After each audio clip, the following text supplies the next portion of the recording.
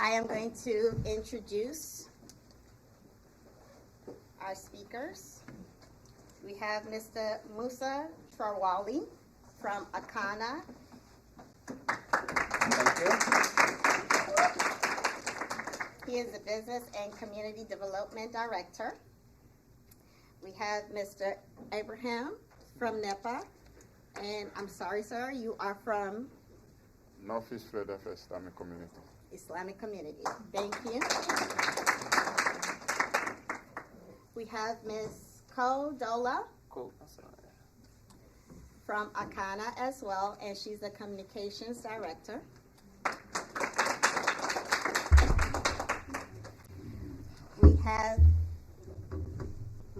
We have Mr. Joseph Anderson from Liberian Radio and TV Network, so we are live as of now.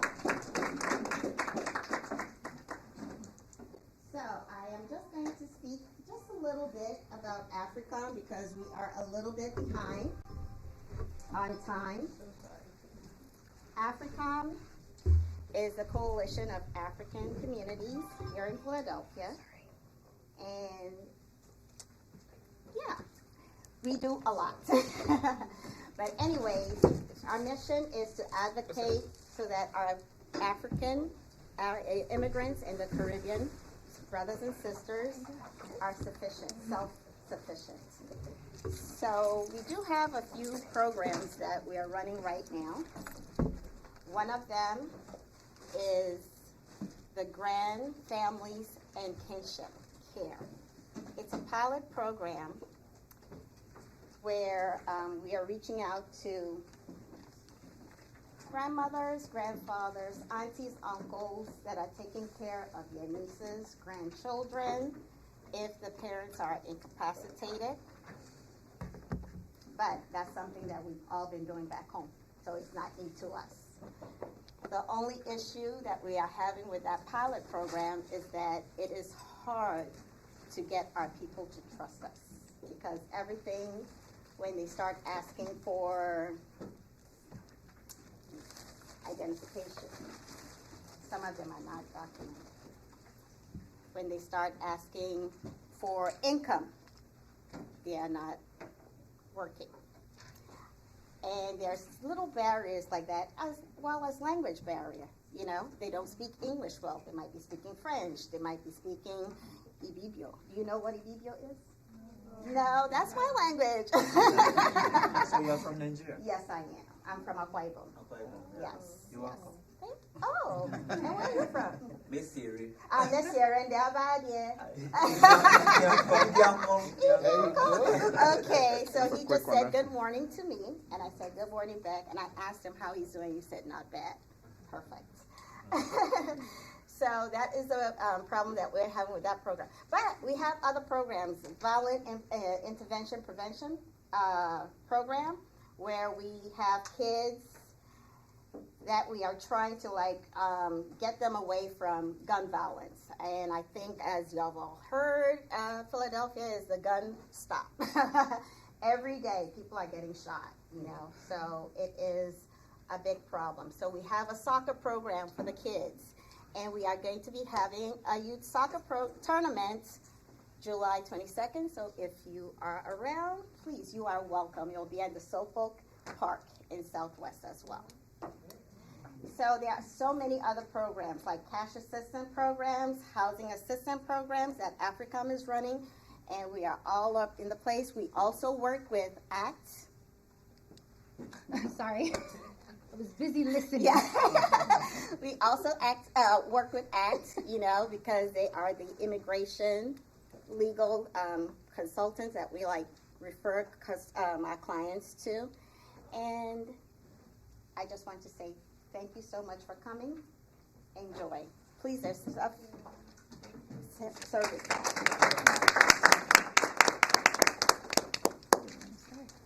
You want to start? The way it is going to be, it's going to be about 10, 15 minutes for each panelist, please. So, Mr. Musa, you have the floor. Thank you. Good morning, everybody. Good morning. So my name is Musa Trawale. I'm originally from Liberia, West Africa. I've been in the United States now for about 20 years, and I work for the African Cultural Alliance of North America. The acronym is ACANA. We established in 1999 as a result of influx of immigrants coming to the United States seeking asylum from the civil war in Liberia, which lasted for about 14 years. Many of you may have heard about that war and some of the key players. We saw the need to help our brothers and sisters that came to the United States to assimilate in the society. It's very difficult if you don't have anybody in the U.S. to navigate the process. As you see, Drexel University is taking you around, showing you different activities, different areas, different communities. So that's how it also meant for people who come into the U.S. for settlement here. So when we established that, we saw the need also in some of our young people, the talents that they have but was hidden.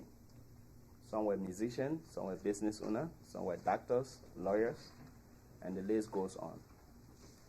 And we found out most of those people were misplaced in profession when they came here as refugees because nobody was here helping them out. So a doctor will come here, they end up doing something different because they don't have somebody to help them. So we saw the need to help those people, but most primarily we focus on the musician. So Akana used to do what we call talent show, where we bring young people in a basement and then they will sing, dance, cultural music and stuff like that. It became attractive to a lot of people in this community. So we took it to the next level. Say, look, this organization will try to organize what we call the Akana Fest every year. We have done it for 14 years now, and I believe August 7, this coming August, we'll be doing one. Is it 16? 6, okay. August 6, we'll be having one at Pennsylvania. It's open to all of you. It's a free event. What we do, we bring some of the highliner artists from West Africa and other countries as well. We brought Flavor here before. We brought Salif Keita. We brought Yomi Alade. The list goes on. The video, all of them. We had them here before. If as as the list go on, you will see, and perhaps as we get to Akana office, we will be able to provide some of these YouTube videos so you can see the performances we enjoy at this fest. And I encourage, if you're going to be here for August, to August 6th, please come there. You will really, really enjoy this. The event draws about 15 to 16,000 spectators on a single day. It's very huge here. It's pretty much second to Odunde, I can say. So I kind of saw the name also as the immigrant population grew in the city. We decided to also offer different services that include immigration, because people need their statuses to be adjusted, and make sure we enroll those who are qualified to go to various universities and colleges around the city. So today, we see about 7,000 to 8,000 clients per year, starting from immigration, musician, people looking for health benefit counselor, and of course, my own area to develop business and community. As a result of that, we have been able to help a lot of immigrant entrepreneurs and non-immigrant entrepreneurs as well in the city of Philadelphia. Through our work, we were able to secure a contract with the Commerce Department, Philadelphia Department of Commerce. For the past 7 years now, they have funded my program primarily to make sure we developed and grow small businesses in the city of Philadelphia. In return, those business people create jobs opportunity for community residents. In return, those people also pay taxes to the city of Philadelphia as a revenue, as they grow more revenues, and which It's a win-win for both the city and also for our entrepreneurs and for Akana itself. So for 7 years, I have worked on that contract, and they just renew it again for another 5 years. So, thank you very much. So in that process, we thought about something. We thought to develop what we call Africa Town. Many of you have heard about Africa Town information. And we thought about this because other communities have done this. Every major U.S. cities you visit, there is a Chinatown. So we thought we should also have an Africa Town. So we did our studies and realized that 85% of our people, African diaspora people, lives in Southwest Philadelphia, the area that you are in now. Zip code 19142, 19143, 19153 as well. 84% population are African diaspora people. And in fact, I can tell you out of that, 59% are foreign-born immigrants in this area. So we have the power to change a lot of things in this community that you are in today. And later, my understanding is that we'll talk with you on a business corridor, and you will get to see something. So what we did was first to reach out to the businesses and ask them what they wanted to see on a business district. And most of them responded that they wanted to see their national emblem, which is their national flag.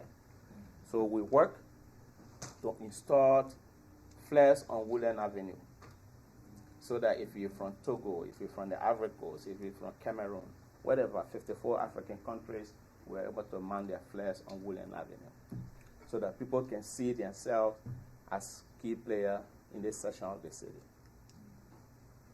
And that tends to draw more visitors, foot traffic.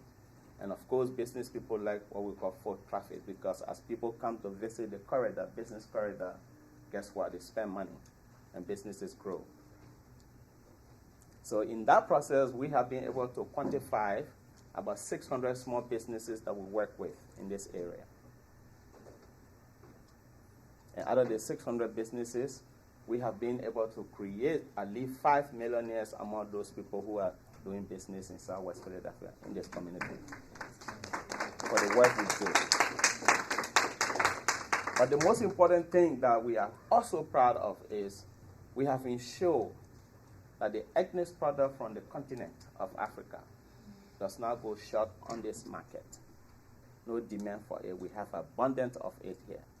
If you walk the Woodland Avenue, whether you're from Nigeria, Togo, whatever food you want from your country, because each of us from different countries, we have different unique culture and different unique menu. You can find it. In fact, today, if you're from Mauritania, we'll be having lunch at a Mauritanian restaurant.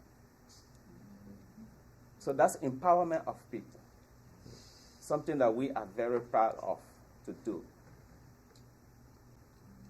And we're happy because when you come to see the work we do here, you take the message back home to your very university, your very country.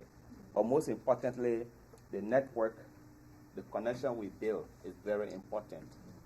In fact, I remember last year, I was in the same room with the Mandela Fellows.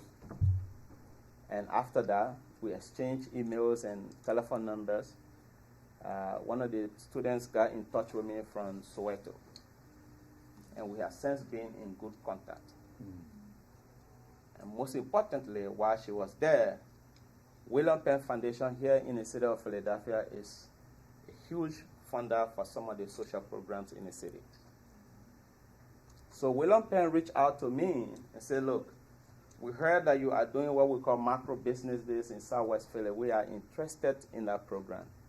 You do this once a year, and you bring people under the roof between 100 to 200 people, small business people, and people who want to be entrepreneurs as well. We want to expand on your program so that instead of once a year, you can do it 2 times a year. So in that discussion, the person I was talking to from William Penn was speaking to me from South Africa, virtually. I said, good. Since you are speaking to me from South Africa and you are interested in this program, I have a friend, a Mandela Fellow in Soweto who is interested also to organize a macro business in Soweto, helping single mothers and women in Soweto. I want to connect you to her so we can have a three-way partnership. While we are empowering people here in Southwest Philly, we can also empower people in Soweto. That is why this Mandela Fellow programs I like about it, because you network with people, you get to know people, and you create an establishment of network that help everybody to grow. So, one of our business partner here is CDFI. CDFI simply means Community Development Financial Institutions. They are funded by the federal government to provide macro loans to entrepreneurs who wants to grow.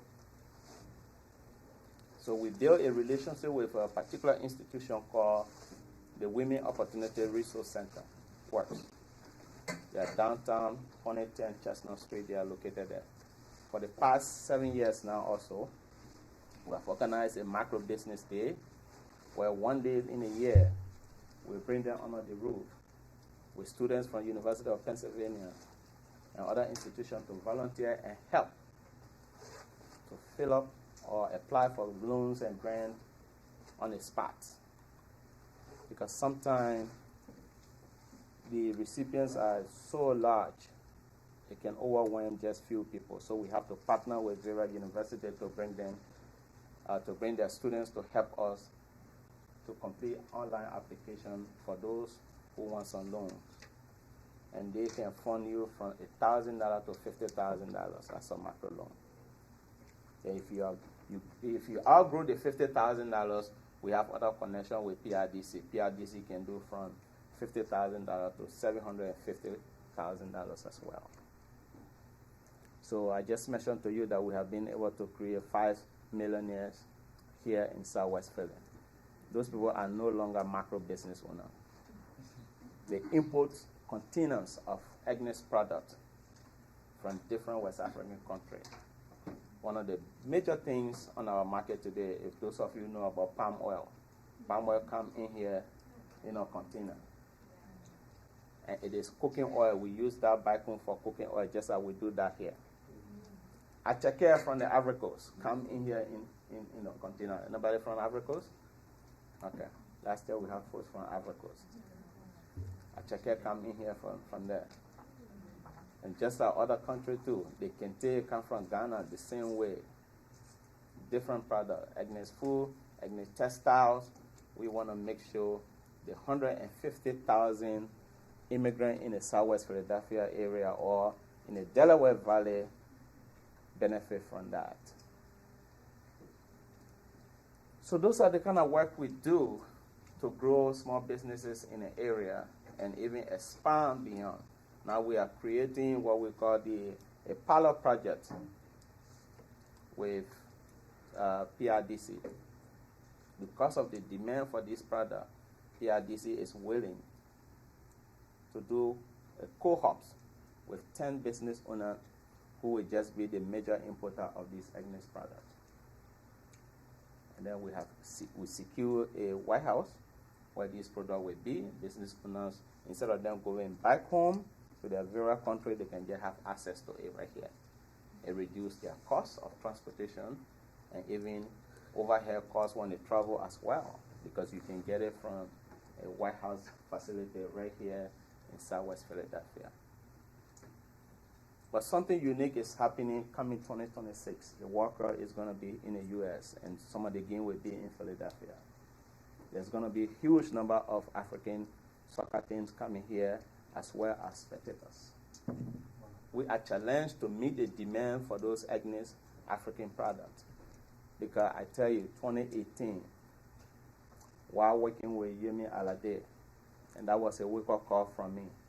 When we brought Yemi Alade, she brought her team. There were about 7. And they said to me in a hotel, they wanted to eat goat soup.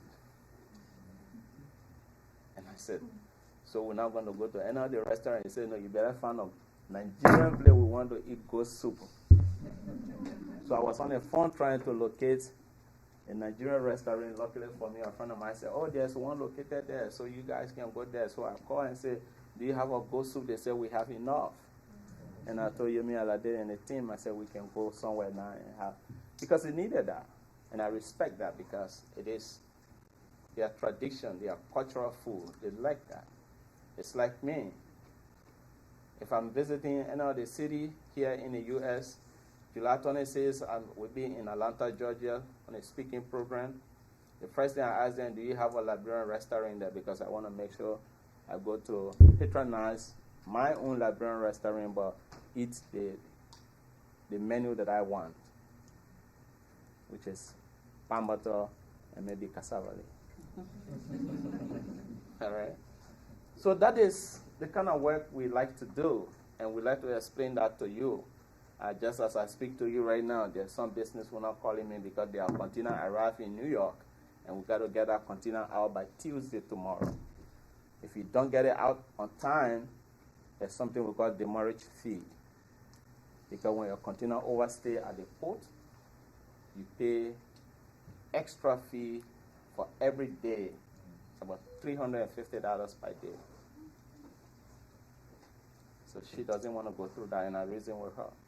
So it looks like the work we do here for small businesses. And I hope somebody is monitoring my time. We're over your time. I'm going way over. All right, so maybe you need to stop me because I can talk for the whole. I can talk for the. I can have you. I can talk for the whole day. But in short, yes. Philadelphia has welcomed us very well. The people of Philadelphia has welcomed the immigrants very well. In fact, Philadelphia is one of the sanctuary cities, if you may call it, for immigrants. And we love that because we want to grow. We want to make sure the experiences we take from here, we take it back home and help our own country to develop and our communities. That is what we want to do. And I hope your visit here will allow you an opportunity to take away some things that we do here that is very important, and to be able to remain in touch with your host and us so that we can partner as well. Thank you very much.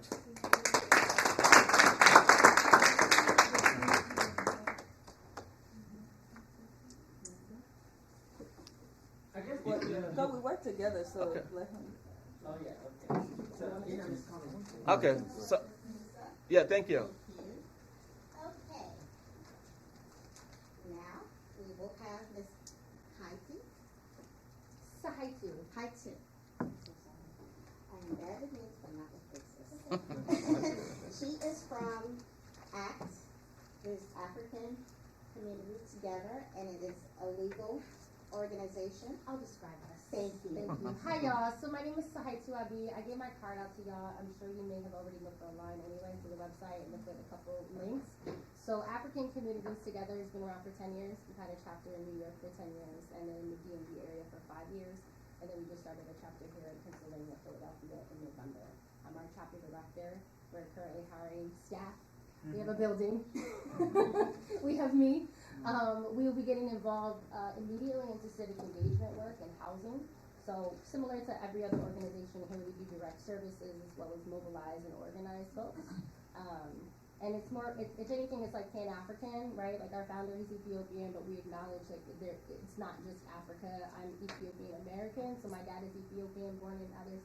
My mom is Black American, born in Mandela, Germantown. My sisters are Jamaican. So like we got all the intersections. I didn't know my personal life was going to prepare me for this work, being in different spaces, right? Because we're Black in America, but then we're also African, but then we're also our countries, but then we're also Caribbean, and then we're also all these other things too, and we're also just not our race and our ethnicity and our nationality, right? We're also other things than that bring us all together, and so it can be hard to try to do everything, so we're not trying to do everything. Being in Pennsylvania, Philly is really about connecting dots and working with others, those who have been here for a very long time. I make a point to say that we've been here since November. Right, but I was born and raised in Philly. So I was born in Mount Airy, Germantown. Like I said, my mom was Black American. Lived in Hawaii for a while. Went to University of Hawaii there, and I became a union organizer. It was my first job there, so I was able to get a union for all of the airport workers in Hawaii. It's an international airport. At the time, they were working for a management company that was paying workers in Vegas and California a lot of money with raises and benefits and all these things, but in Hawaii, they didn't have that.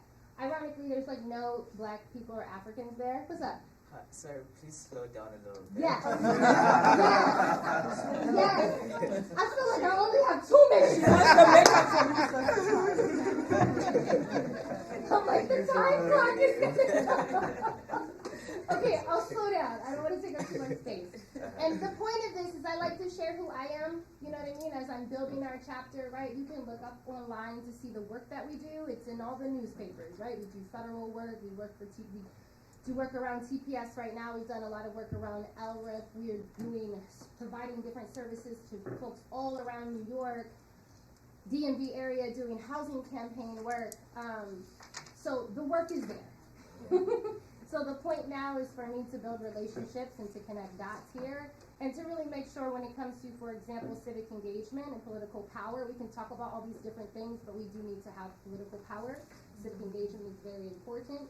We can talk about America, but we also have a lot of things happening in America that are not good, that are impacting other places, and so it's kind of connecting these dots, and with that, this Pan-African idea, right? So when we get into political work, what does that mean? I think you all being in Pennsylvania, it's important to know that Pennsylvania is a critical state for elections. Let's get it clear. And Philadelphia is an important city for PA elections. Let's get it clear. So while you see the things happening in this city and this state that might not always make that much sense, know there's a lot of power here, and there's a reason why they don't make sense. As you see, there's a lot of black people here, there's a lot of Africans here, this is also a welcoming city, state, whatever you want to call it. But if you leave certain areas of Philadelphia and urban cities, it ain't cute, it ain't pretty, and y'all just about to be another token. And this is the energy I talk to everybody, because my roots are in organizing. So we can talk about these big things, but like we also have to develop this country. My dad is deported back to Ethiopia. He can't come back there anymore. Because when he came here, he didn't make the best decisions. Some might say, or he just tried to do what white people did, and it didn't work. Depends on the narrative. My grandfather was a general, right? We have all this greatness of where we come from, but when we come to America, it's going to be a different situation. While I was in Hawaii, it was great, cool, but I was a black token. And when I came back to the East Coast, I had to have the rude awakening that I'm also still black. So for me, it's important for me to share who I am, so you know what the work that I'm going to bring into this, right? We're going to provide direct services. We're going to organize. We're going to get money from the grants and the funders, and we're going to have everybody from the poor people to the rich people. Yes, but let's just know what we're doing so we don't kind of counteract things.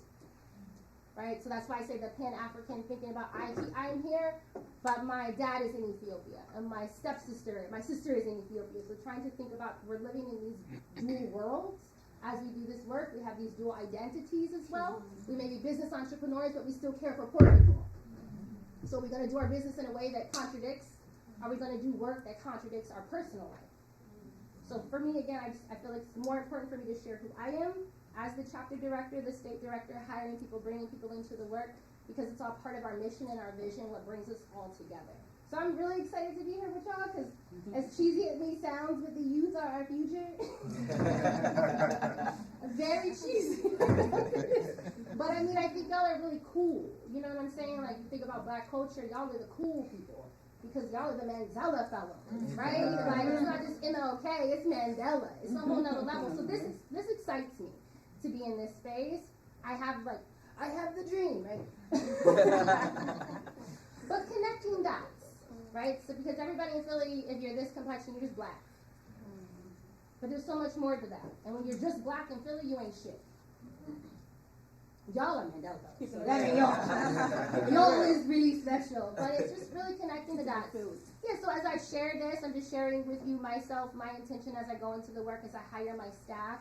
We have a community center office that will be opening up at 56 in Chestnut. I know it's not as close to this area, but we want to use the space as community space to bring people into the fold.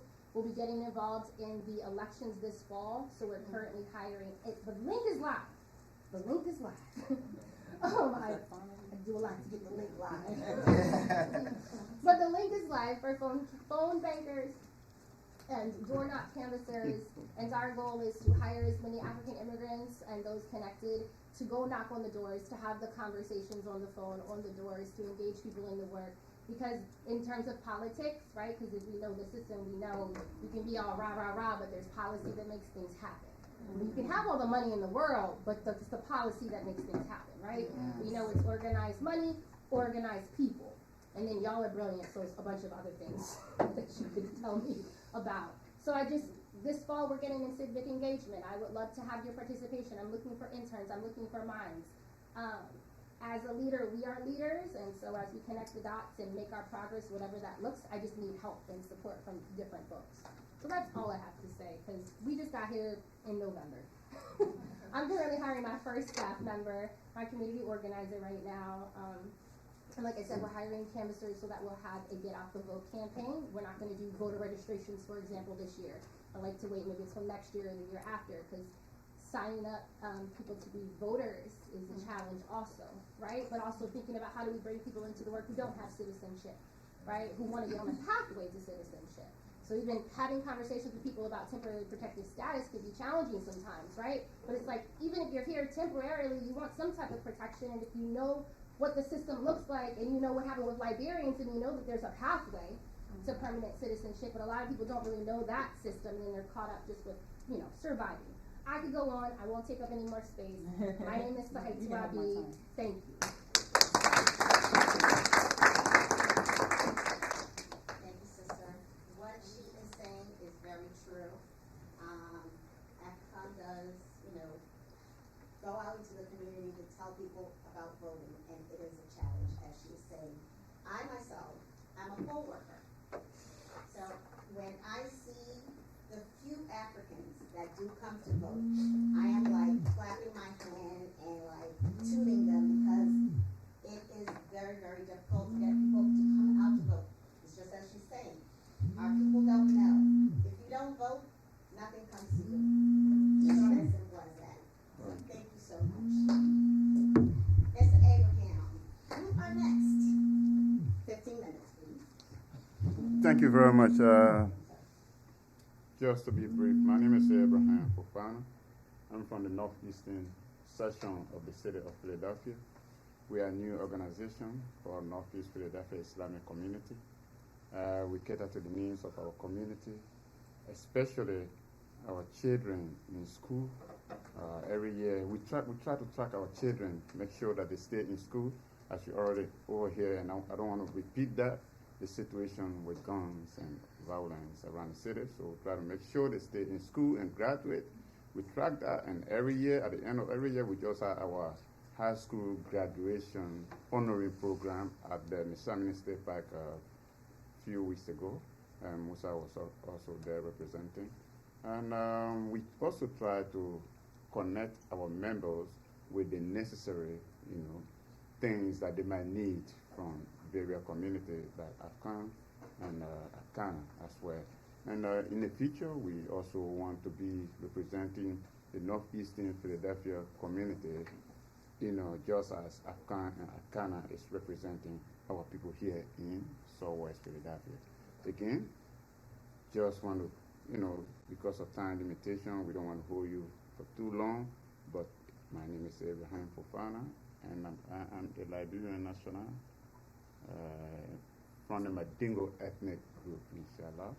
And we want to welcome you again, and we hope to see you in the future.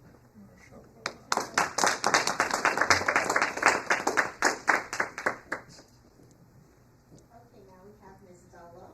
Ms. Dolo is the Communications Director at Akana, and you have the floor. Hello, everyone. Hello, fellas. Welcome. I'm excited to be here and excited to have you, as we had the group that came last year. So I'm always looking forward to interact with you all. Again, like you said, my name is Dolo. I work with Akana. Musa gave you basically mostly what we do at Akana, but I'm going to try to give you more of the exciting things that we do at Akana. I always tell them I have the fun there because I'm out in the community. I do communications, social media. I wear many hats. We're a small nonprofit organization, but we have a big heart because we accomplished a lot. And I think we're gonna go to Akana office later, right? You'll see when you see it from outside, you're like, this building But when we tell you the things that we do from in that building, it's a lot. So, it's a great organization to work with. I'm always excited to be a part of the things that we're doing. So we're in Southwest Philadelphia, right? And as you all know, maybe you heard about the recent incident that took place in Southwest Philadelphia. And as Musa stated, we're branding this area into Africa Town. I'm going to tell you, these are growing pains, as we say, right? Akana has been in Southwest Philadelphia for over 25 years. So we have experienced a lot. I haven't been with them for over 25 years, because as you see, I look very young. I couldn't possibly have been with them that long. But we have been through a lot. And these are the growing pains, and but we're doing everything we can to make sure that this community is going to be, and mark my words, is going to be one of the vibrant, it is right now, but one of the most exciting, growing, developing community, Africa Town. I'm telling you, if you've been to, I'm sure you heard of Chinatown in certain areas that you go to, and that is what we're working towards. So when you come to Southwest Philadelphia, when you come to Philadelphia, you're going to want to come to Africa Town, right? Right now, when people come to Philadelphia, and we're not far from the airport, they come to the airport, they pass, they go to Center City, they go other places, but we want to make sure that you make Africa Town your destination. We want you to feel safe. We want you to feel welcome. When you come here, we want you to also feel connected because you see yourself, right? So that is what we have been working towards. Recently, we had the first ever African Restaurant Week. I'm telling you, people are eager, exciting, like in Philadelphia, they're excited to learn and know our culture. I didn't even know how much people were so excited. When we did the African Restaurant Week, they came from all over of Philadelphia. Outside of Philadelphia, I met people because I was personally going to the restaurant and talking to them. Am I talking too fast? You're fine. I'm fine? Okay. Personally going to the restaurants and talking to them, and when I go in there, I will see clients, the guests that will come from the Northeast, outside of Philadelphia, all the way to taste African food. I mean, I was like, wow, from all ages, from the students to the older people that don't even leave their houses because we were on the news, and they traveled like over an hour. They said we had to come and try the food. So I'm going to tell you, Mandela fellows, I just moved from Liberia like 4 years ago. So I moved back to the U.S. Every time I tell people, they're like, wait, so you just been here 4 years? No, I grew up in the U.S., went to school here, went back to Liberia for 10 years to work. I was hired from the U.S. and went back. So my background is actually hospitality. I worked in hotel management for over 20 years. But I'm very young. I'm like 20 something. We soon get to the 25. For over 20 years. So I went back to Liberia to work there. And I know a lot of Mandela fellows from Liberia that came to the U.S. Some of them I knew personally. So this is like a full circle moment for me when I came to the U.S. and, interacting with the fellows. So trust me, I know, I kind of feel your experience and know what you're trying to get out of this. And I just hope this experience will be like a life-changing, like impactful. Let me tell you a story. Yesterday, I went to Jersey to meet up with a girlfriend of mine who came to the U.S. She just had her baby in Jersey, and she was a fellow many years ago. Yeah, and I told her we were going to have this meeting today, and I asked her, I was like, was it impactful, like coming as a fellow? And she said, yes, but it also depends on the individual. Yeah, that's what she said. She said it depends on the individual. So get the best out of this. Network. That's basically what I did, is network, because you just don't know what it's going to take you, And also, as my sister here was saying, we are here, but trust me, our mind is always like that dual work. Our mind is always back home. My mind is, I'm here, but my mind is also back home. My heart is back home. You also want to do things that will be impactful for your country as well. So there are so many resources that you can take from here, even in the short time that you will be here, back to your country. And keep in touch. Network with everyone that you meet.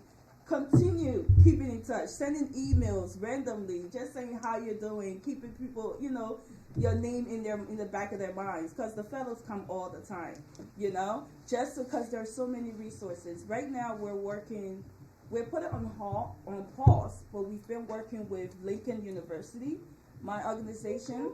Yeah. Lincoln University and Liberia have some histories, but we've been working with them to see how we can have do some work with students back home. What can we do? Maybe have students come to the U.S. to go to Lincoln University. So we're doing a lot of things at Akana. Like I said, we can't even cover it all in this moment. But I do want to ask you one thing. I don't want to go all over the place. So if you have social media, if you do, follow Akana. Already. Click up. Oh, you already? Okay. That's why we went up and follow Akana. I don't think you're going to be here for the Akana Fest. I believe I asked them over the phone. You guys are going to be in D.C. or something like that. But on the 29th, Dr. Prophet, on the 29th, because of the shooting that took place with the DA's office, we're organizing a peace festival, like a day of healing. And that is going to be on the 29th of July in Southwest Philly, in this area. So I encourage you, if you're still around, I think you're going to be in DC, but if you're able to, or anyone is still around, definitely come through, and you'll get the chance to meet a lot of people there as well. So follow Akana, check out some of the exciting things we do. African Restaurant Week, a lot of different festivals. We have a clinic. We have an ESL program. Right now, our ESL program have over 40 students, So it's like a resettlement organization. We help people to settle into your community, just teach you. Well, some people obviously need like the basic English language. We help them with that. Just way to connect in your community, find resources in your community. So we do a lot of different stuff. So I'm going to save it up because I don't want to repeat myself. We'll go back to Akana. I'm also the editor-in-chief of our magazine. So when you get to Akana, I will give you that as well. And, when people see my picture in the magazine, they be like, is it you? Yes, it's me. Okay? We're like, do I not look like that? What's going on? But it's me, so I'm excited to spend the day with you. Let's have fun, right? I love to have fun. So let's have a good time, enjoy your experience here, and I just look forward to the day. And I'll see you tomorrow again as well, so you'll see a lot of me. All right, thank you for having me. Thank you. I have an esteemed board member here. Mr. El Haj. Good morning. Good morning. You guys doing today? I was good. So sorry, number I'm late. I didn't know I was supposed to be here. I learned that Dr. Eric wouldn't be here also. Dr. Eric wouldn't be here for the commitment. So my name is El Hadji Ndiaye. I'm originally from Senegal, and I am a African board member.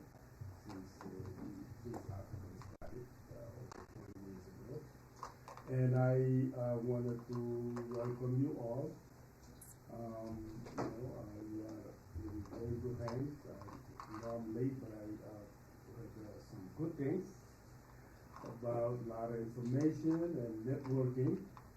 And that's what this visit will be about, networking, learning about what different African organizations and projects are doing, and how they help in assisting also immigrants in Philadelphia.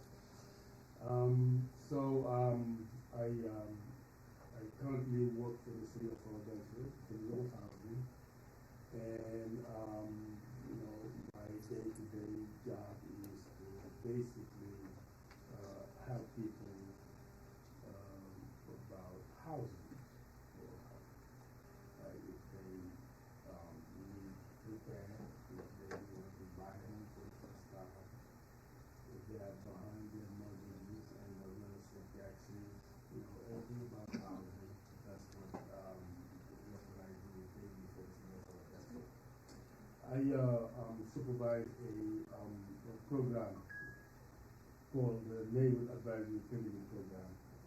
It's a network of 21 neighborhood organizations throughout the city of Philadelphia.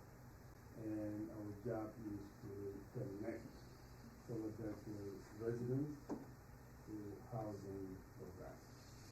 So it is kind of a bridge. So everything they need to know, housing is very important in our society.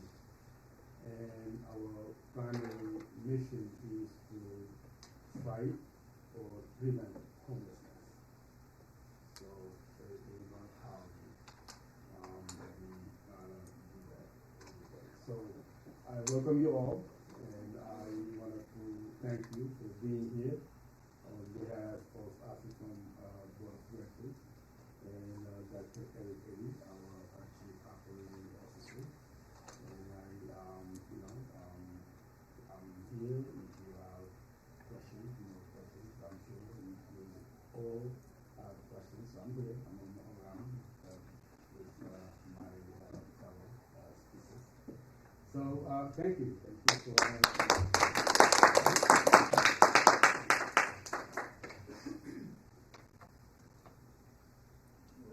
She's on the phone. So Yeah, and then taking a phone call. I mean, we could use this time to go around and introduce ourselves. It could take 1 minute, just 1 minute per person, so that we know who is in the room. And after that, I'm pretty much sure when Adam comes back, it's going to be Q&A, so we can exchange.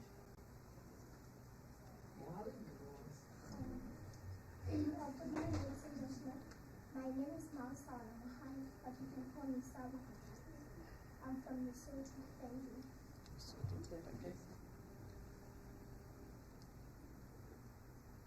Hello, my name is Anjali. I'm from Zambia. Hello, my name is Lina. I'm from South Africa. Morning, everyone. My name is Roger Sumolo from Kenya.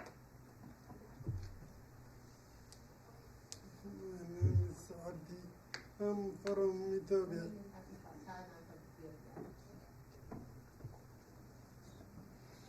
Good morning, everyone. My name is Amagroja Nafla, and I'm from Uganda.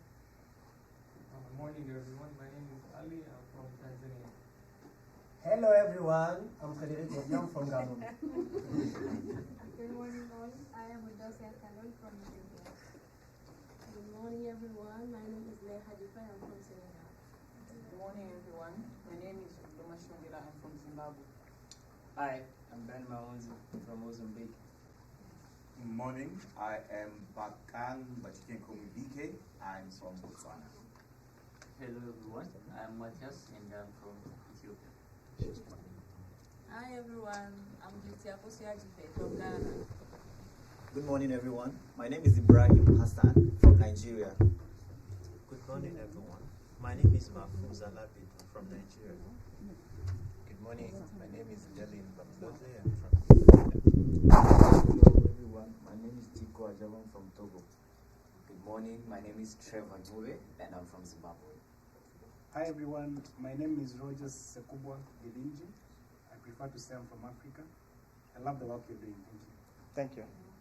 Morning, everyone. My name is Silke. I'm from Angola. Hello, everyone. My name is Darlene. I am from Cape Verde.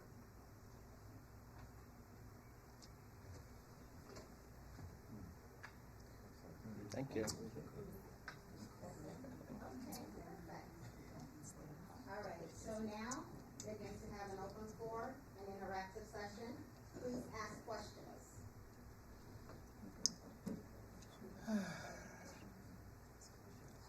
Are there barbers for African hair around here? Yes, I can answer that. Are there barbers for African hair? Yes, we do. We have a lot of them. We have Barbara from Africa, Jamaica, everywhere. We do. Are you looking to cut your hair today? I might want to get a haircut. Yeah, that's why I'm asking. Yes. Thank you. I have two questions. One is based on the business you talked about. What kind of business are people that you've given maybe startup grant doing? And in terms of mapping new, I don't know the answer, new maybe migrants who are coming in, how do you map them and bring them on board? So let me address the first question of business. The businesses vary. It depends. Some are into clothing, textiles. Some are into Agnes food products. Like I mentioned earlier, there's people who are selling palm oil. There are people who are selling cassava dust, fufu, plantain, cassava, fufu. The list goes on.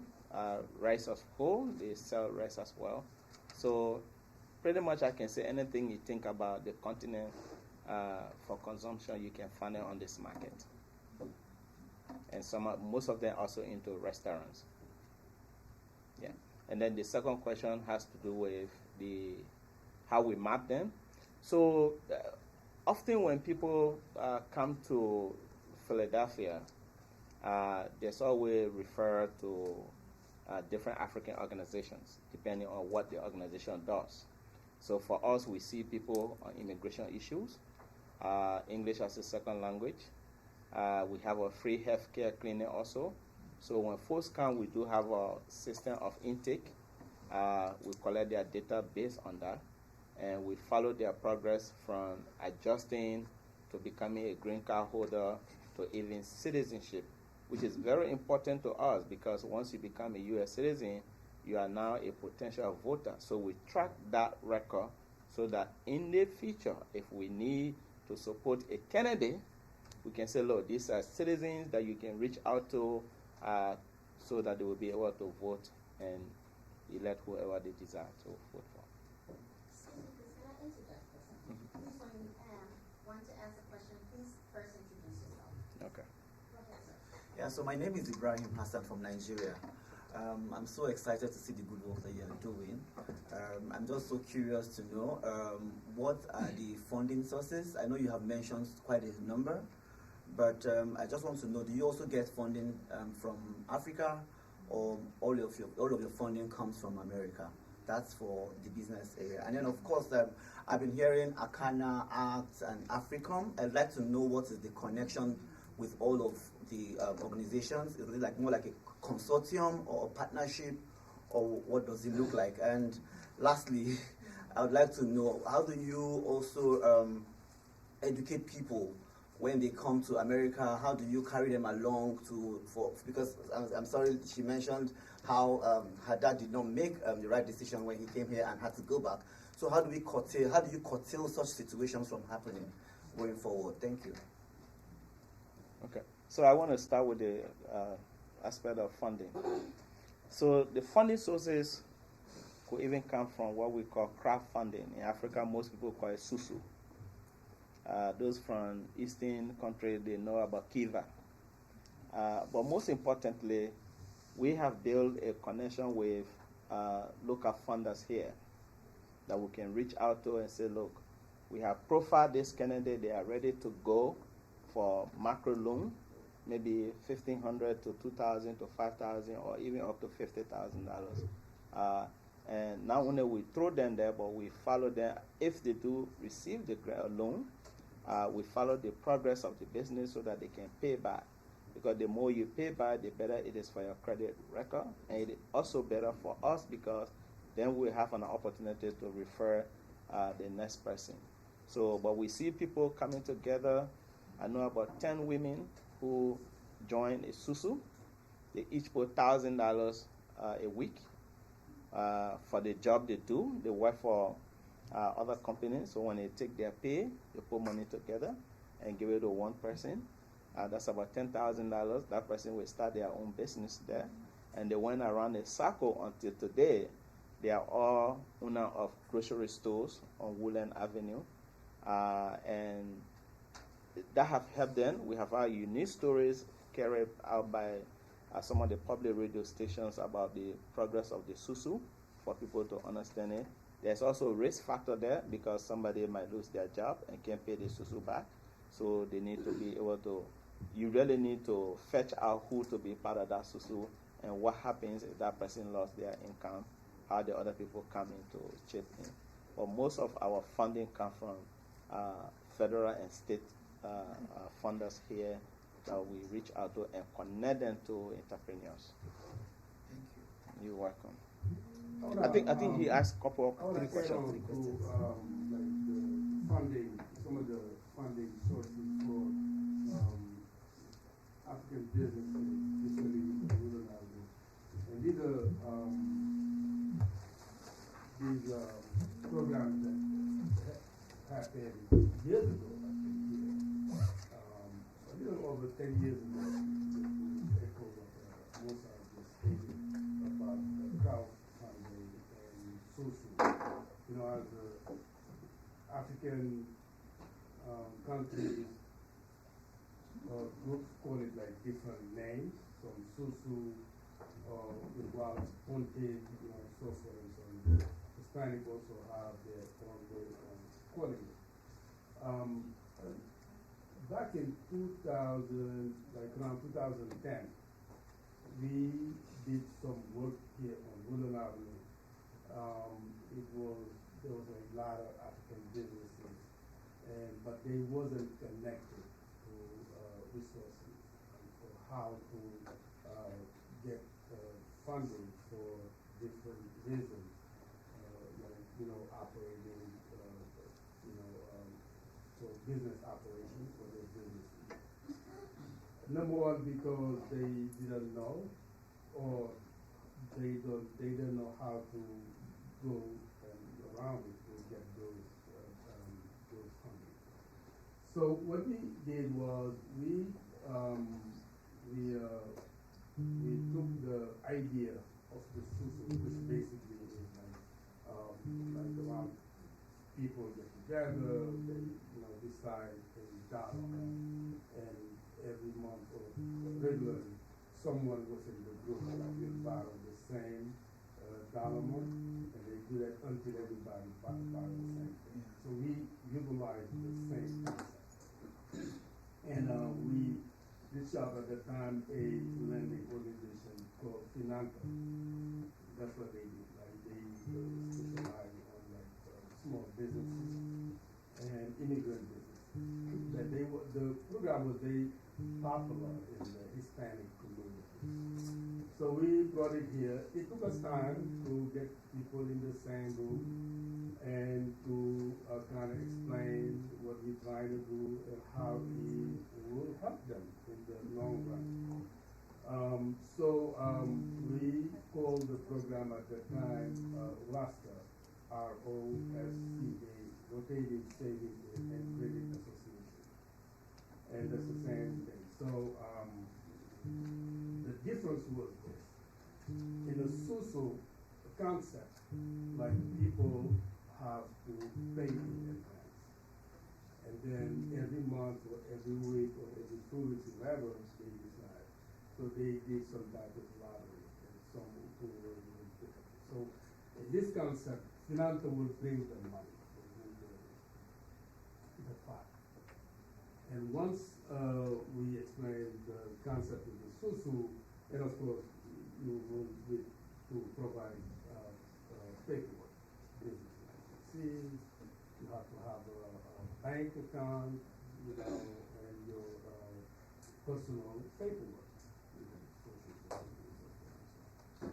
So the first SUSU we did, right, it was $500. Of course, at the time, what we were doing, I mean, the business, or especially African business, they have more than $500, but they didn't really understand the concept, or they wasn't comfortable until they see more. So the first meeting we had, everybody, it was like 20-some businesses at the time, and we decided we're going to start with $500. So once they provide their paperwork, we run their credit and everything. The first meeting, once they sign up the paperwork, right? Everybody got a check for $500. And then we asked them to pay back like $100 a month for the next 5 months. But the good thing about this was every month there was a meeting in this building. And every month when they come, we address a particular business topic. You know, whether that's like business licenses or banking or how to start a business in Philadelphia, you know, so forth. Like that was like many topics. So every morning, every month, they come with their payment, and then they get to learn some stuff. And in the same time, they also come with their own challenges. Sometimes they come and say, look, I'm here because, you know, the health department visited my store, they saw a lot of violation, I need some help. So not only like you came here to get funding, like how to access like capital, but also you was getting assistance, like businesses. So the first one went very fast. After 2 months, when they came to determine, they say, look, I have $500, it's not what we did, we was just trying to see how this thing going to work. And clearly, they didn't trust the entire system. So they say, okay, how can we pay everything today, and then can we bump this loan, right? So we say, okay, so you went $2,000 and $2,500, $5,000, $20,000, and then it went up, and the system went up to like $50,000 each. And there was like some businesses were stronger than others, and they also had the opportunity to have a one-on-one with Finanta to say, look, I need more than $50,000 because no sustainable area, right? When you go to Woodland Avenue, people, they import a lot of stuff from home, like containers. And they use that relationship with Finanta to fund their container business. Like, example, if they wanted to bring palm oil in Philadelphia, and if the entire operation costs, example, $15,000. So if everything goes well with Finanta will give them the money, and they will launch their operation, bring the palm oil, and pay back the money. So these are like things that we did here on Woodland Avenue. You know, so these are like one area where like funding was very successful in Philadelphia. But you have also other ways to, like African businesses also had the opportunity to have to see other funding, like in Philadelphia. Between them, between lending organization, even like state, city funding. You know, there was like program like, okay, can we have money to install camera or to do a storefront improvement program where you can change your facade, you know, the doors, you know, change the look of your business. So these are really these opportunities that you can see in Philadelphia, and businesses took advantage of it. The other aspect of Woodland Avenue is that Woodland Avenue is a long corridor, right? If you go to Woodland Avenue between 58 all the way to 78, you will see over 100 businesses, all types of businesses, and that's mixed because the whole area, this area called South of Philadelphia, is a mixed area. Of course, we have like more African Indian than over, but we have like a lot of Vietnamese, Koreans, you know, Hispanic, African American, and so forth. And they have like those type of, everybody have their own business here. Everything actually you can find in a mall, you can find in Woodland Avenue. That's how Woodland is very diverse. So it's a very diverse and vibrant corridor. Thank you so much. So maybe you want to answer the other question around how you are able to curtail the issues of people who come in here and end up being deported because of maybe bad decision or some kind of misbehavior that led to that? Yeah, I don't know what the folks do here because y'all organizations have been here longer, specifically in Philadelphia. But I can just speak as just, like in general, people just need to know the law, be a part of the system. My dad specifically thought that he could grow cannabis in California back in the 80s, and so you fast forward now that this is just all over the country and the world making a lot of money off of it, but black people are still targeted and racially profiled. So for me, it's like having people understand that you're racially profiled, you are still black. So it's just really understanding the workings of American culture and also understanding the history, as well as even politics and economics, because people kind of get focused in one area but know nothing about the rest of the system here whatsoever, or even the history or how we've gotten here. So I think really understanding the cultural nuances, knowing like you can be in this neighborhood, you have a nice house, but you're still in a certain way. Or the prison system, right? Like it's not that people that look like this are just bad. You know, they're targeted. So there's levels to it.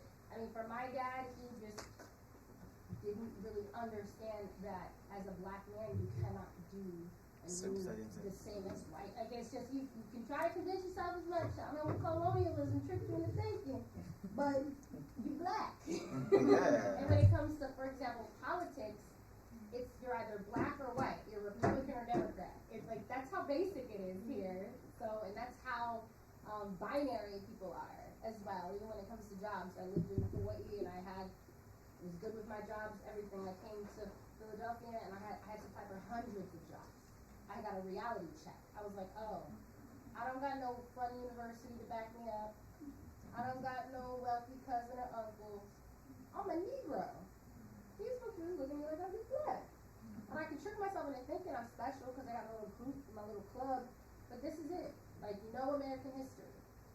Know it. Know it true and true. Don't try to convince yourself, I know what it is. Know the experience of people here. So you really understand why things are working the way they're working. Because there's so many levels of nuances. Thank you. So just to add quickly to her, depending on who you associate with in this society, often when we receive newcomers, we pretty much bring to their attention what is it that lawful you should do and what is unlawful you should not do in this society. Because the law is straightforward on certain things. Don't see somebody doing it and then you want to join them. You may be the victim. So we try to explain to them the best way to survive in this society is to do the right thing. I mean, that even with the business people, I have business people, it took them to understand this, but there are certain commodities you cannot bring it to the U.S. They are not FDA certified for you to bring it to the U.S. Don't see because people are asking you for them, and you may make more money out of it, but sometimes the custom will take your container for examination, and if they found those things in there, you are bound for a trouble. It could subsequently lead to even deportation as well, because the law says do not import that into the U.S. Thank you. Maybe DOP will respond to that. Okay. I just want to ask the last question. What they both said, because honestly, those are like it's a collective story, right? Everybody have different stories. It's just our experience, and that's another experience there. But also empowering people. So when you come here to this country, everybody wants to feel empowered. And sometimes that's what leads people on the wrong side, okay? Or the track, or do things that they're not supposed to do. It's not feeling empowered. Or like she said, applying for hundreds of jobs and you're not getting employed. So that's what organizations that you see on here, we have different resources and at your disposal to be able to, help you become a part of the society. Finding jobs, feeding your family. Because we know when you come here, you have family to take care of back home. Yeah. You're not just here. You're here, but you have a whole village that you got to support back home. So definitely empowering, and that's what we all have to focus on. Working, and I'm so glad we're here at this organization. All these different organizations are here to show that we are connected, we are united, we are here to provide, support to our people when they come here. I think it's just really, really important to understand that it's like the wax and the gold here in America. So things may seem a certain way, and the law may say it's a certain way. It's just not true. It's just not. And that can be very nuanced. Because you might read it a certain way. The medicine book said this way, but that's not what they're doing at the hospital. Why is that? They said that we're supposed to do business that way, but these people aren't getting the resources, and those people are getting the resources, and when I'm friends with these people, I get resources. So in reality, in America, it's about who you know. It's not actually what you know. It's not about that you went to school, it's about what school you went to. I went to Lincoln, but people don't really get jobs when they go to Lincoln unless someone at the hiring agency went to Lincoln, and now I got the job at Lincoln. If they see my name, Sahaitu Abi, and then they see union organizer, tired. Yeah. But now I maybe went to the Ivy League school, now I got this backing me up, now I can do. So I'm just big on, don't get it twisted. Like, you could try to surround yourself in this world and, you know, your four corners, and I'm gonna do the right thing, but that might not stop the white cop from stopping you. Or you trying to apply for that mortgage, but it's a white loan officer, so they're not gonna give it to you. So you could try to be the good minority as much as you want, but there are nuances that you must know. And if you don't know them, you're in opposition with a whole other culture that is moving in a certain direction. That's also important to know. Because again, it goes back to we all look black. And that is a reality. And it plays out in economics and politics every single day. So you can pretend that that's this, and then I'm gonna just do this. It's not the full reality. And not everybody's gonna take this pathway. My dad didn't want to take that pathway like Samson and work as a security guard, even though they had all the degrees and were military officers. He was like, I don't want to do that. I'm trying to be an entrepreneur. But in the 80s, it wasn't really that. It just, you know, you got to take certain pathways. It's not going to work out. You could have went to the boarding school and then came here and went to the university, but you still might get that job. Got all the skills. That's where mental health might come into play. That's where you might try to do some things that aren't on the right course, because you're like, I did everything I was supposed to do, but it's still not working out. I thought this is America, freedom, dream. Then you start seeing, well, these people are doing this, maybe I can get away with it. Oh, that's right, I'm black, I forgot. So, like, do you know what I'm trying to say? Yes. Like, don't get it, know the history of America was founded on criminality. So if you don't know that the system was built on criminality, then you won't understand the nuances. So when things don't work perfectly down that straight line, sick. you tight. Like, but it's organizations like this that are like, yo, I know, you get it, we got the resources, we get it, we know it's not fair. We know they tell you one thing, it's another way, but we gonna help you. We gonna help you. We got you. And that's the reality. That's why I say it's about who you know, because if you know these folks, y'all lit. You locked in. If you're locked in with her, honestly, right? If y'all are locked in, they're gonna help you. That's the key right there. Correct. It's super inspiring to hear. I'm sorry. I'm Benny from Mozambique. It's inspiring to hear the work that Ghana is involved in the African community. Craving to understand how, because I understood like Ghana has been working for over 20 years, but the big break was like 7 years ago. I would like to understand how did Ghana survive this time before the 7 year of the big break. And secondly, I would like also to understand like the teaching of the language to the commoners. How does that work? Do they have to pay something? How many days per week, or how does this operate? Thank you. Yeah, okay. Let she answer that. She coordinated that program. Okay. So, well, you want me to tell them how I kind of survived the Go ahead. You're fine. I mean, I wasn't there. You all know that. But I do hear the stories from my boss, you know. So if we don't work all night long, he always tells us, he reminds us of the struggle that I kind of went to get there. He always takes us back there. So, but Musa will share more of that. But it was a lot of struggle, you know. People see Akana now at where we are, and they think, oh, you know, how they kind of got here. But we went through a lot of growing pains, as I always say. But the ESL program, as you're talking about the adult education program, is completely free. It started, I think about 7 years ago, over 7 years ago. It was maybe, I think, $5, like there was like a minimum fee at the time. But now I'm the coordinator of that program. Like I said, I wear many hats. It's a small organization, so you have to do a lot of things. and I'm a grant writer, so I was able to get funding for that program. And so it's completely free, and we're looking for more funding. We went from maybe like 10 to 15 students, and now I think we're at 60 students. Yeah, I mean like classroom, like full, like daily. We have like more students in the classroom than we have now that come to class 5 days a week, and we're teaching everything from civic education and just basic like community knowledge, just how to interact with, you know, the people in the community, different resources, speaking, math, writing, you know, of the English language, and all of that is completely free.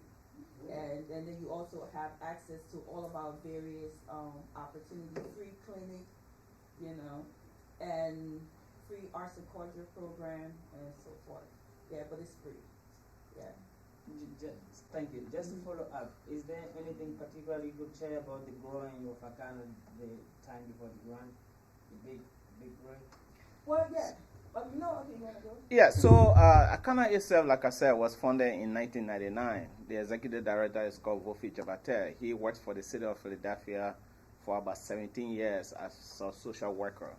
So there's some goodwill people alive all over the world. So one of the guys that used to work there, he's a Caucasian. His name is David Fair.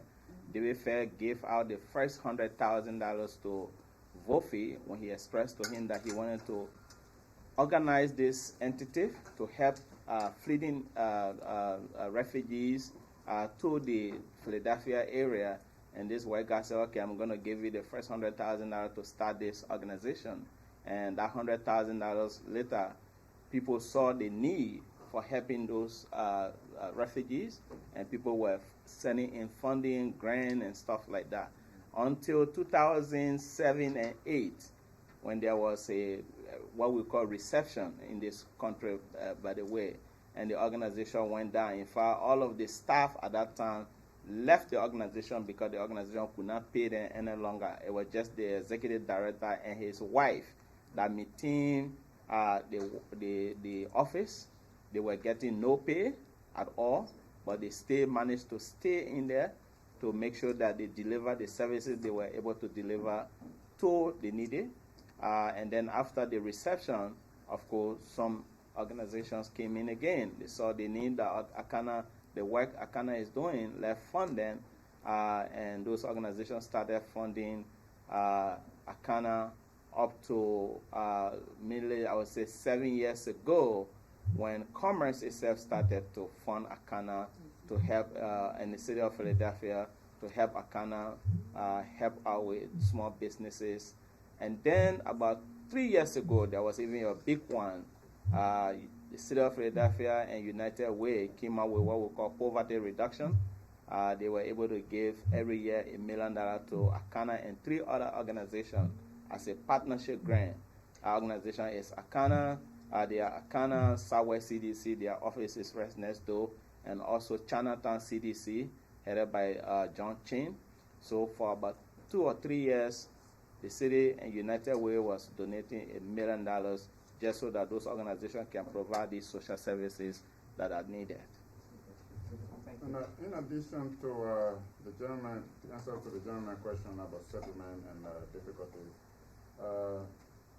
the organizations are here to provide you with important information and assistance, but you also have to be sure to find and build a community around you. Find your community.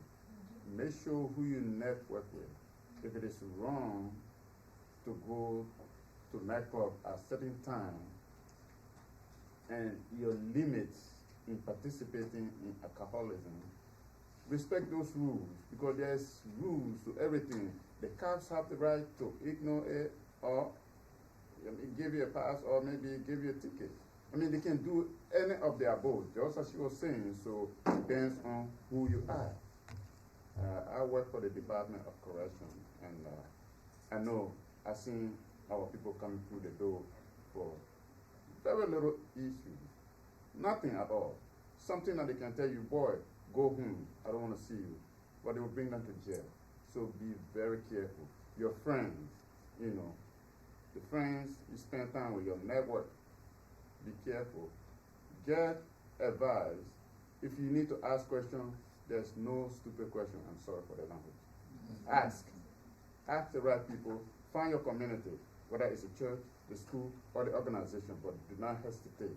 Don't just assume. Most of the time, young people do things because they saw other people doing it. No. Thank you. Okay. And just to add on to that, fast money does not Right. exist. Right. Do not fall into that, oh my God, let's make some quick money. Yeah, all scams, the prisms, they don't work. What is prism? Prison. That's what it is. You will lose your identity. You will lose your opportunities. Do not try to make fast money. It's just like she said, her dad did not want to be a security guard. There are medical doctors that have come in here, but because they're from Nigeria, your medical degree does not mean diddly squat. Doesn't mean anything. So I've known one, he got married to another medical doctor, two Nigerians, but he had to go back to school for his NPH, his Master's in Public Health. And that's the only way he could survive. So you might come, there won't be barriers, but you have to find a way. It's just the same. Networking, asking questions. If you have to sweep the floor, wash the toilet, trust me, swallow your pride. You will climb the stairs and you'll get where you want to be. So I'm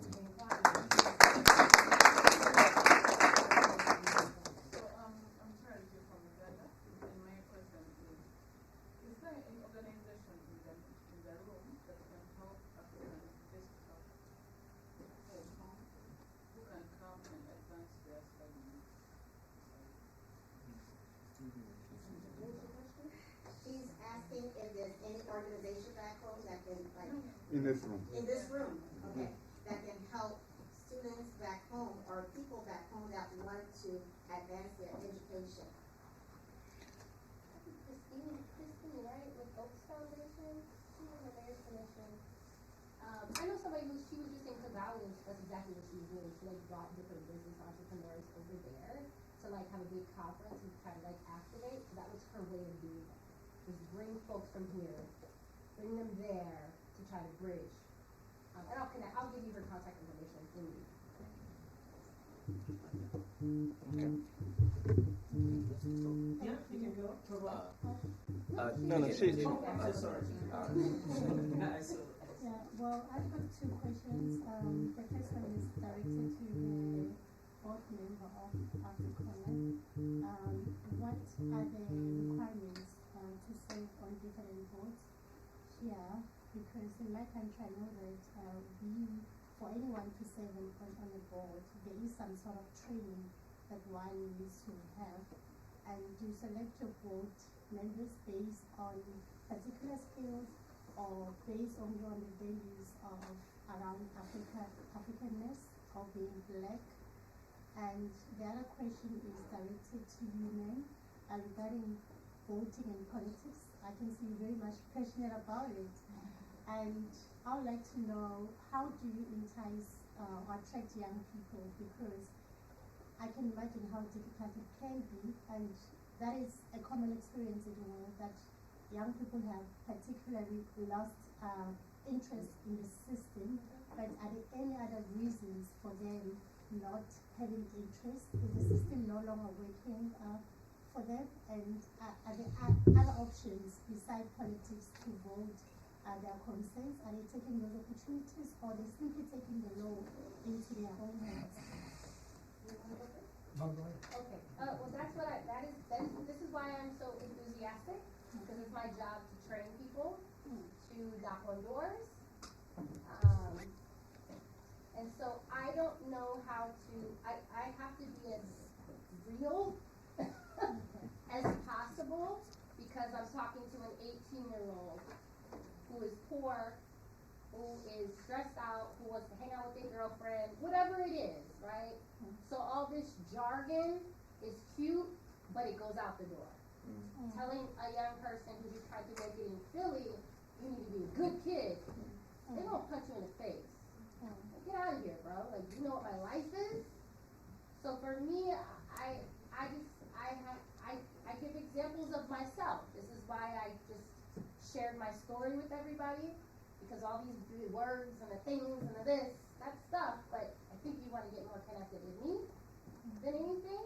And so when I'm knocking on someone's door, I'm having a phone call, I'm trying to be as real as me as possible and connected and tap into what I'm going through so that I can actually have a real connection with this person. And then I share my personal story that's not pretty all the time. Both of the candidates are BS. The whole system is BS. The bureaucracy is BS. The celebrities can do it. But there are a certain group of people that are doing everything they can to attack me and tear me down and make sure I don't thrive. And so I'd rather vote for the folks that are going to support me than tear me down. And if you don't know enough, then I urge you to learn more, because usually people are not engaged because they don't know enough. You're optimistic because you don't know enough. Right? Because the media tells us these things, but it doesn't show out. Like, it doesn't prove. Do you know what I'm saying? Like, when kids are in poverty, in Pennsylvania, the minimum wage is $7.25. So if I knock on a door and I tell this guy to go vote for Shapiro and these random people, any job he applies for, minimum wage is $7.25. So I tell them, why don't you vote so we can raise the minimum wage? Or if they have mental health issues and they need different services, why don't we vote so we can get this person who cares about this to help you? You have to be super specific, because politics will binary us and put us on black, white, yellow, red, but we're orange and we're gray and we're everything in between. Every year we progress, we become more diverse in our identities. We're not dumb enough to just choose one thing because you said it, because you gave me two options. At this point, in 2023, we are creating options. Amen. So you cannot tell us which option to take. So how am I going to talk to a person that knows I create options, and now you tell me to take one or two? I'm not a fool. Get out my face. I'll do something else. So you either have that every door you knock, or you do something different to have a real conversation so they understand what I'm trying to do.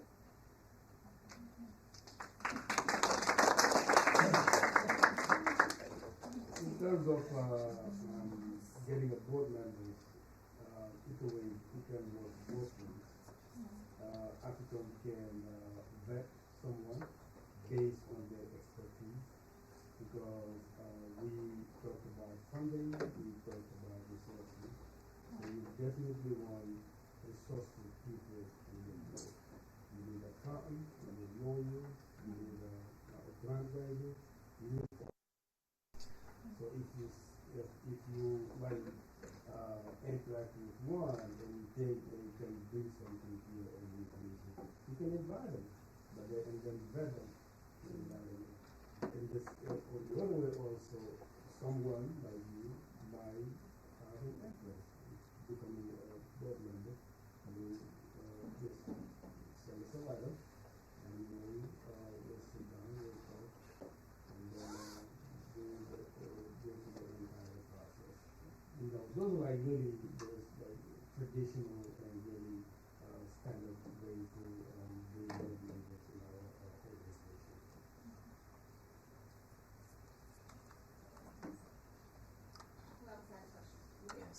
Yes. My name is Trevor Nube from Zimbabwe. Trevor Noah? Trevor, yes. I'll take it. So my first question is around long-term sustainability for Arcana. I just wanted to find out, of the small businesses that we've helped grow, has there been any that have experienced so much success, right, to a point where they've now become the funders or the donors for Arcana? Like, is there a culture of actively giving back, so that, it's these long-term sustainability, and also I think it gives Arcana more room to like work on programs that really fit the community, because they would understand, where you're coming from. And my second question is around, so a lot of the people, the African communities that I've been encountering here seem to be mostly from West Africa, and maybe East Africa. Do you guys have any that are from Southern Africa, Zimbabwe, and so forth? Because I really haven't been seeing a lot of those, and I ask because back home, I'm trying to work with minority communities to empower them, minority-owned business communities, right? And I'm trying to see how we can link with the Southern African community this side and maybe work together where they can empower them back home, but also supply this side whatever food, different kind of foods that may be needed and so forth. But I haven't been able to find that particular community, and I'm wondering if that's there in kind of like, is there Southern African communities in kind of. All right, thank you. Let me go back to the sustainability questions.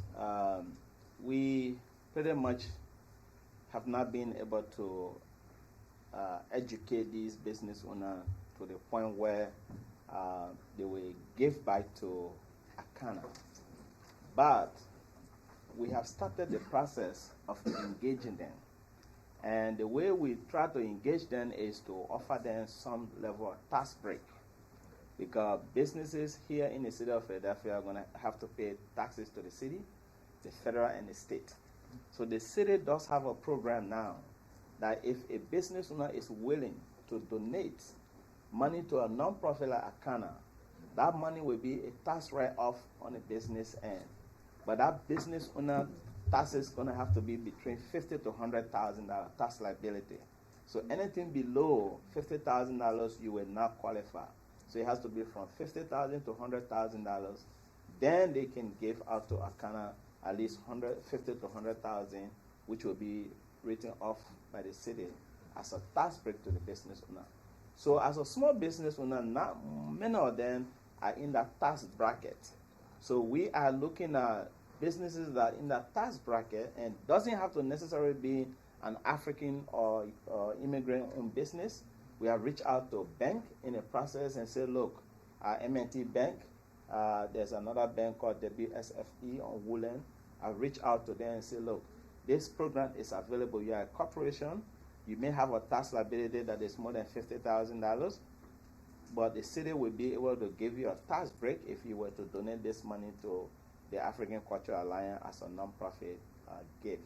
So we are working in that process. But let me be quickly to mention that M&T Bank has been one of our best sponsors, because as about 2-3 years ago, we walked in there and asked them to help us with funding, because we wanted to buy a trash truck that would move around to pick up trash from the community.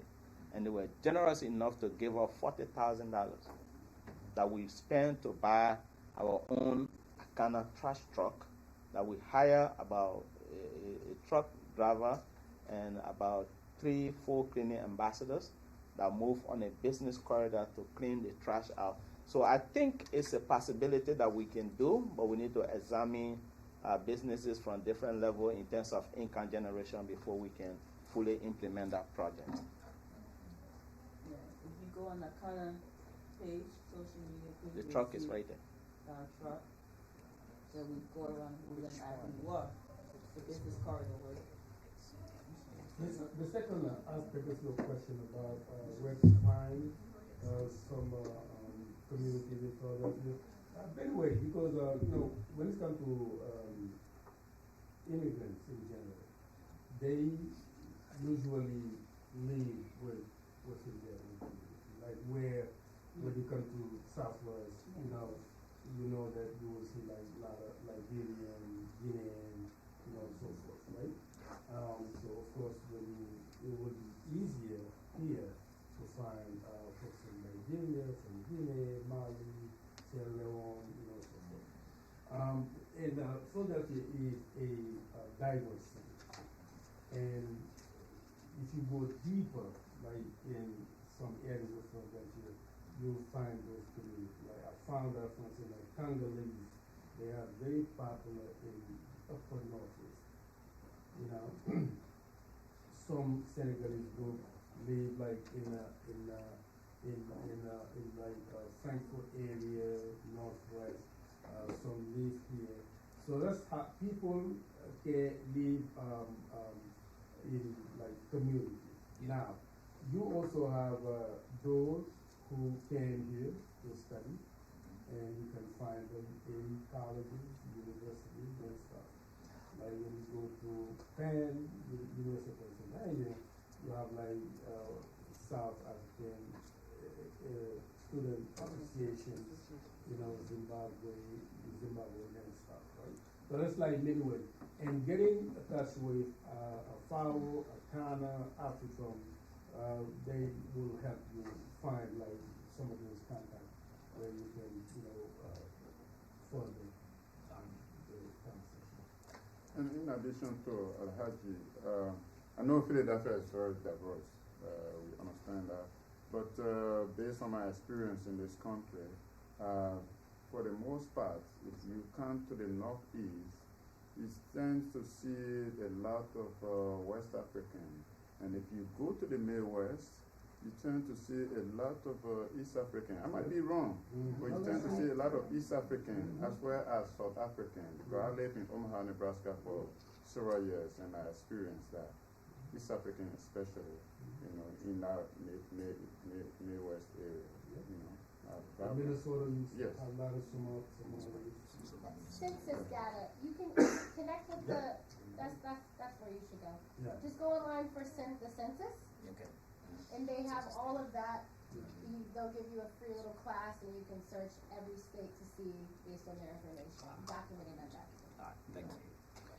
Yeah, so another question I would like to know is around monitoring and evaluation. I understand that you're doing a very great job, and how are you able to monitor some of these businesses? How are you able to evaluate them to know which one is doing well and which one is not doing well, and what needs to be done to those ones that are not doing well? And are there situations where some business crashed completely and people had to struggle to get back on their feet? You know, some of these learnings, when we learn them, it helps us not to make further mistakes going forward. So I'm just curious around how you work around monitoring and evaluation for the projects that you have. So I mentioned to you earlier that we have been able to grow about 5 businesses that are millionaire.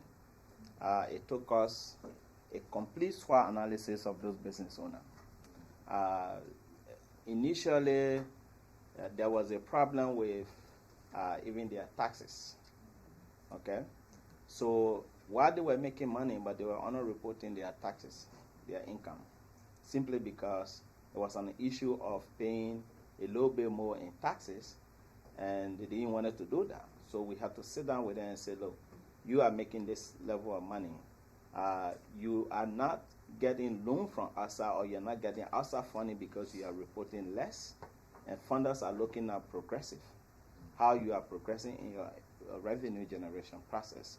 So we started to profile them over the years and say, look, let's do it the right way, report your income, pay the fair share of the taxes, and then a few years down the line, lenders will be looking at you and say, oh yeah, this person's business is sustainable, we can invest in this business.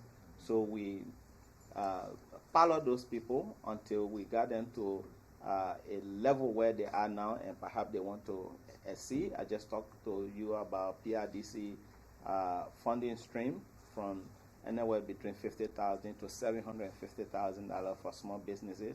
It will require looking at the 9 years of the business operation, looking at their SWOT analysis, where are their weaknesses, where the strengths are. Once we can identify all of those about a business person, we track them based on those progress and how we can increase their funding capacity, because even the lender want to see that. They're just not going to look at you. You say, I'm a very good business person, and they invest their money in you. No. First, they want to see your past 2 or 3 year taxes. Does the revenue sustainable enough? Last year you made 100,000. This year you made 200,000, 300,000. It's progressing. We can invest in this. What are the products that are in demand that you should be focusing on? Okay, that will help the bottom line of your business. So we look at all of those, and in fact, real estate, because most of the business owners we were dealing with over the years, they were renting. But we got them into buying the property so they can be the owner of the property itself, which itself is an equity in their business. Give them more ability to borrow more money, and get enough return. So we track them through different analysis, and we also have outside partners that do work with us to do some internal assessment of the business and the potential. You know, we just don't want to see one business, and the question of some businesses don't make it at all. In fact, there is the general idea of a small business lifespan is 5 years. If you can't make it within that 5 years, get out of it. It's not worth it for you. Of course, all of that is also depending on the entrepreneur themselves' ability to think outside of the box. Yeah. Because you can bring all of the resources to somebody, but if they're not willing to expand, they will not. And they will not succeed. So we have businesses that started, a year or two later, they are out. They can't make it. It's not for them. Thank you. You're welcome. Okay. Could you just talk a little bit more about the Africa Town Development Project and what that will entail, and also if there will be any initiatives or resources to help local residents transition from ownership or to stay in the neighborhood so that the development doesn't equal, you know. See, we wanted to save that for Akana own catch because we'll be going to Akana, and that's our baby right now. But we can still give you a little bit prelude about the Africa Town. You're going to see a PowerPoint presentation either today or tomorrow at the commission, the African Immigrant Affairs Commission meetings. There is a PowerPoint that track the financial impact that Africa Town will make for this community and for this city and the region as a whole. And I'm sure that Gaston, who is also a Cameroonian, will be talking to you about that today or tomorrow. So we see that there is significant potential to bring a lot of resources into Africa Town because it will serve as a tourism destination, that there's a projection of almost $5 to $10 billion revenue that the Africa Town project will generate. The center itself, that you will see a picture of that yesterday, we have received funding. The center itself is about $110 million project. We have received some funding from the state, the federal, and the city. The groundbreaking was last November, where we will build the Africa Center that will accommodate healthcare, business development, immigration, a community center, daycare, and making sure that the area attract people. Because we mentioned earlier, if the airport is 10 minutes away from Africa Town, why should folks come through the airport and don't come visit Africa Town, but we go all the way to maybe Chinatown or different part of the city, when that resources can stay right here, because everything you need, you will get it right here. And there might be also a possibility or even some level of hotel facility in Africa Town where folks can come and stay there. You can go around the city, but come to Africa Town and spend your night, spend your money here. So there's some projection about quite $1 billion that the project will bring to the community as well.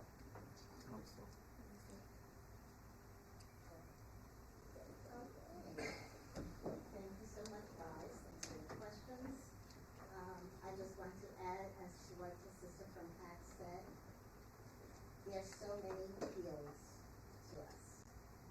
Right now, I'm a PhD student, and looking at research, you don't see much about Africans. Why? Because we're always faulting us black. Yes, I'm black, but I have an identity. I am African. So I am trying to push for our identity to be acknowledged. When you look at a forum, you see Caucasian, Black, African American, Asian. But I'm none of that. So what do I fill in? Other. Does that other get counted as something? No. No, it doesn't.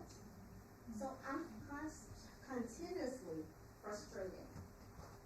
I don't feel like I'm being counted, but I'm voting. I don't feel like I'm being counted, but I'm paying my taxes. I don't feel like I'm being counted. I'm doing everything that is quote unquote right. How do I get rewarded?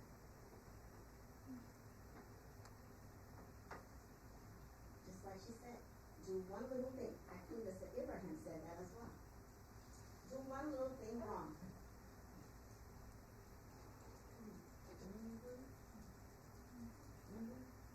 You all speak English.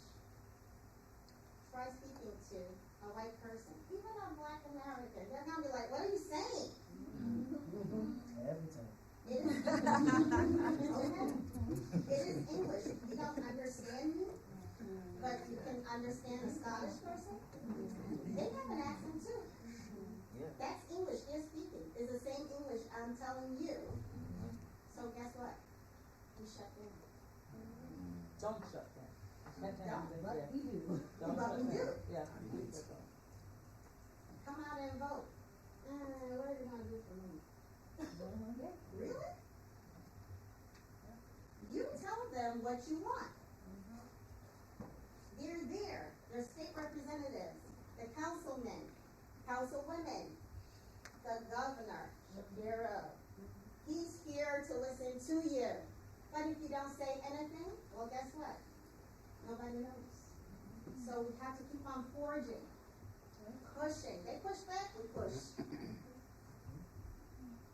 Yes, just like she said, America looks, oh my God, if I can just get there. If I can just get there, my life will be so much better. But we're here, we're like, oh my God, I can't wait to get back home. I just want to enjoy my life. I want to wake up and eat cassava. I'm a meteorologist, don't get it right. So what's the essence? It's going to do what it wants to do. It's called Mother Nature. So, forge your own path. It's going to be tough, but you can do it. Thank you guys. Thank you so much for coming.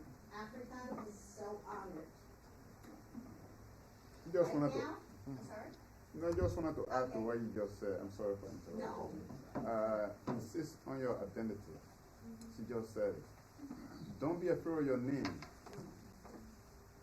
If the Eastern European, with all consonants in their name, and their names are pronounced correctly, if we can say that Jose, J-O-S-E, is Jose, do not be afraid of your name. Don't shorten your name for nobody, because that's your identity. Once you hear your name, I know that you're from Cameroon. For some other being around, once you pronounce your name correctly, I will know for some reason, okay, he might be from West Africa or East Africa. Yeah. Your name, that's very important. I'm Kunta. You remember Kunta Kante? Yeah. Keep your name. Don't shorten it for nobody. I'm sorry.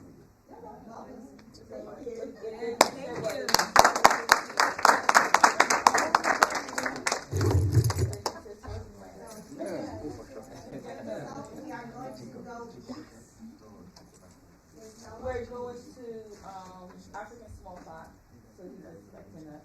She was actually the one calling me on the phone. So we're going to do what? How many of us?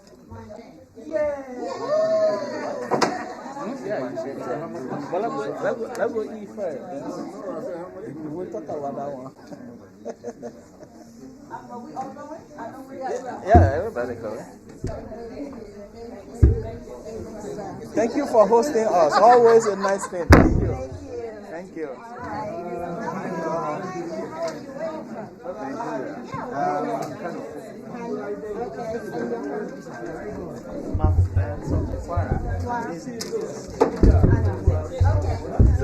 Okay.